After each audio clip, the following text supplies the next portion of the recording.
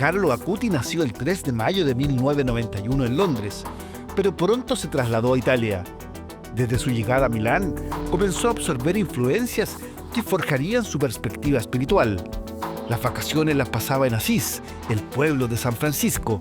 Se maravillaba con sus historias y amaba la tecnología. Y a los 9 años empezó a programar y hacía páginas web. Y él incluso se acercaba a las parroquias y les ofrecía hacerles páginas web, que en ese momento era como muy novedoso. Trinidad es diseñadora de vestuario. Cuando conoció la historia de Carlos se impresionó, porque este niño, que desde el kinder se fascinó con la Eucaristía, con eje central de la iglesia, dicen que fue tanto que el pequeño creó una página web destinada a compilar información sobre la comunión, haciendo accesible el conocimiento sobre ella a un público mundial. Y ahí encontró esta misión de hacer una página web con los milagros eucarísticos. Es una página web donde está hasta el día de hoy con un mapa del mundo con puntito rojo, donde uno aprieta el puntito y se abre la historia del milagro. Acutis utilizó sus habilidades informáticas para difundir la fe de una manera completamente distinta. Al parecer, esto de los milagros también necesita un buen uso de las redes sociales. Bueno, Carlos era muy tecnológico, a él le gustaba programar y puso esas ganas y esas habilidades que él tenía al servicio de la iglesia. Él hacía páginas web, al Vaticano también le hizo algunas cosas y él puso eso al servicio porque él sabía el impacto y la eficiencia de comunicarlo a través de ese medio. José Cárcamo es periodista y estaba postrado por un cáncer cerebral, un tumor. Dice que Fray Andrés, el limonero de Recoleta, lo curó.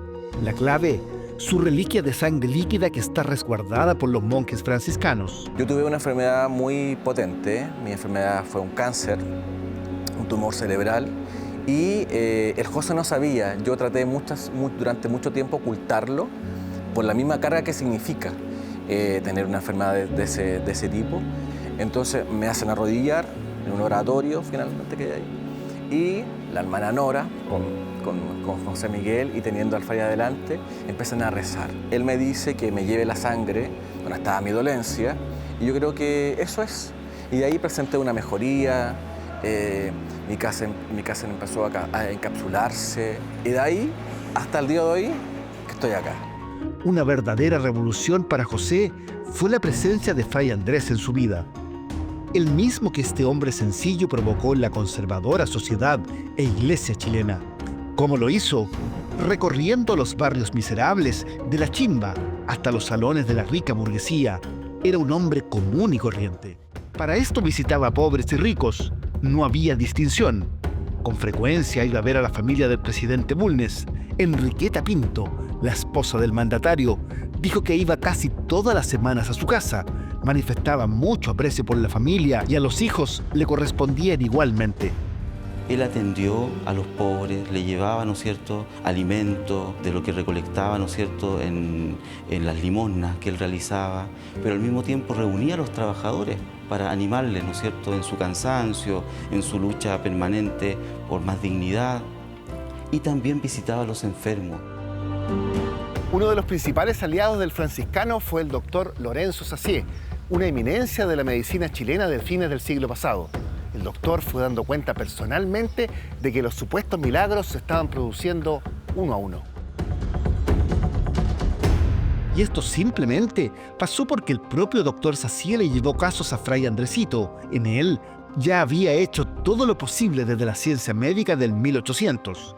Además, Sacié sabía lo que decían en la chimba, que durante la oración el laico limosnero levitaba y que solo con unas pócimas que él mismo hacía con hierbas del macerado, curaba las fiebres de los que llegaban a las puertas del templo. Trato de recomendárselo a mucha gente. Yo creo que construir desde la humildad, a mí me parece que construir desde fuera de los egos también en una pega que para nosotros es muy difícil, yo creo que ojalá tenerlos siempre como compañía. Y si es así, si alguien está pasando por algo parecido, un problema de salud o de querer desprenderse de esta cosa de los egos, del yo, de la cosa material, de este mundo occidental que a veces nos presiona tanto, Fray Andresito 100%. La verdadera obra del santo no está solo en las curaciones, sino en plantar semillas de empatía. No somos los mismos, admiten. Si lo miro por el lado de la ciencia siempre va a buscar la respuesta a la luz de la ciencia, lo que me parece muy bien en el mundo actual. Pero hay elementos que todavía se escapan a la ciencia. Y cuando se escapan a la ciencia, los propios científicos dicen, aquí hay algo más. Y ese algo más, bueno, lo responde el que lo quiere tomar. La figura de Fray Andresito es transversal. Se relacionó desde la chimba, donde él vivía, hasta con la esposa del presidente de la República de la época, ¿no? Entonces, esa transversalidad, yo creo que hoy en día la necesitamos mucho en nuestra sociedad chilena. Necesitamos espacios de convergencia, espacios de unión, de comunión, ¿no? De sentirnos en el fondo hermanos o iguales entre todos. Yo a veces me iba de aquí y tomaba pastillas para el dolor. A veces llegaba a mi casa con un pie a la rastra porque era mucho el dolor. Entonces, de verdad que él siempre tuvo mucha cercanía con los conserjes, entonces la verdad no nos extraña este milagro con un conserje, porque su delicadeza fue tal siempre que era obvio que lo iba a hacer también con Patricio. Está la alcancía con la cual hacía sus limosnas y está también las botellas con las cuales hacían sus medicamentos. Por esa razón la misión de Fray Andresito en esto fue importante, porque permitía que con los recursos que él traía podían mantenerse los hermanos, que estaban directamente dedicados a la oración y el culto divino. No era un consagrado dentro de mi orden, sino que era consagrado de la orden de los laicos de San Francisco. Y ese es el hábito de él. Si te das cuenta, no es igual al mío. El mío tiene esta capilla que tiene acá. En cambio, el hábito de él es más sencillo porque, como te decía, él pertenecía a la calidad de hermano donado. Él entra en calidad de hermano donado, pero los más humildes y sencillos en nuestra orden son los que se han caracterizado por la santidad. Y este hombre muere con fama de santidad. En 1932, el famoso cronista Carlos Silva Vildósola escribió el primer libro sobre Fray Andresito. En él retrató la vida del llamado hermano donado y también algunos de sus más increíbles milagros. Hermano Sergio, este lugar se encuentra aquí, la reliquia de la sangre de nuestro hermano Fray Andresito. Aquí los peregrinos vienen todos los días martes y días sábado a encontrarse con él para rezar, para pedir por su pronta sanación. Y también este lugar, como tú puedes ver, se encuentra con llave.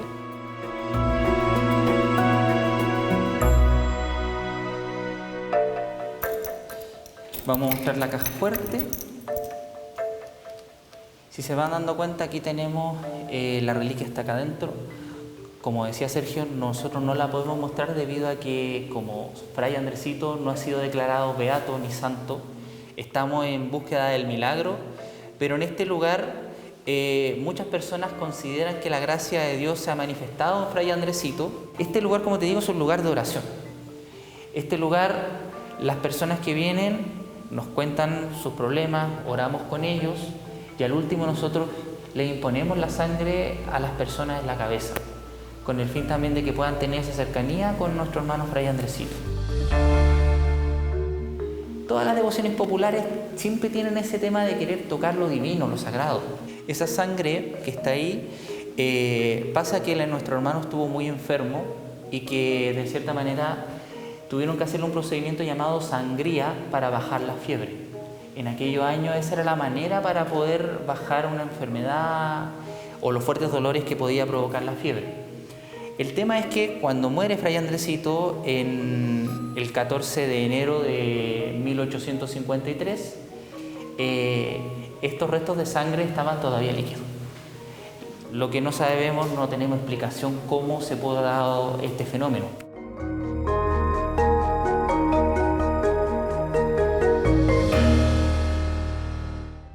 ¿Cómo es que la reliquia de Carlo Cuti, cabellos del joven santo, llegó a Chile casi por casualidad? Así es la vida. ¿Así son los milagros? Una peregrina chilena, en su búsqueda de fe, toca la puerta de la casa de Carlo, y allí estaba su madre, Antonia. Con una sonrisa dice, si es por Chile, yo envío una reliquia de mi hijo. Y también viene hace poco una persona muy especial en la vida de Carlo. Estábamos hablando con la mamá de Carlos, y ahí la Antonia dijo, a ver, si vienen de Chile, les voy a mandar a Rajesh, que es el mayordomo, el que cuidó a Carlos toda la vida, era su amigo, su confidente, y él trabajaba en la casa de los Acuti, o sea, en la familia, hasta el día de hoy, todavía sigue trabajando. Con el relato de este amigo de Carlos en Chile, más las interacciones por redes, la comunidad de seguidores comenzó a subir y también los likes. Quisimos tener un bebé, sufrí 3 pérdidas durante ese proceso y dentro de ese proceso aparece Carlos Acuti, ya el beato que quizás no mucha gente lo conoce, pero a mí llegó en un momento muy delicado de mi vida a través de las redes sociales Carlos Acutis. Incluso tengo yo su foto con su oración y yo todos los días le rezaba a él, y en el momento en que yo tuve el positivo del embarazo, con mucho miedo, yo todos los días antes de entrar a la consulta médica, yo me aferraba a él.